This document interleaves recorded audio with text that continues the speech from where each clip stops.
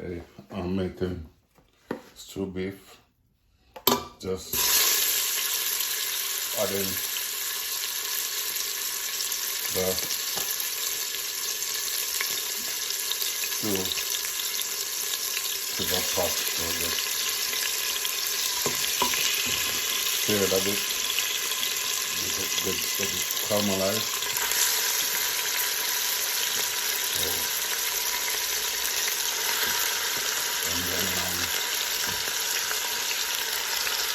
And then put it down until it's nice and soft.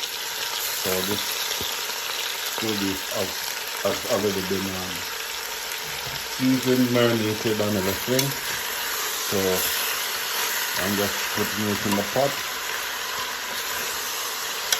to get it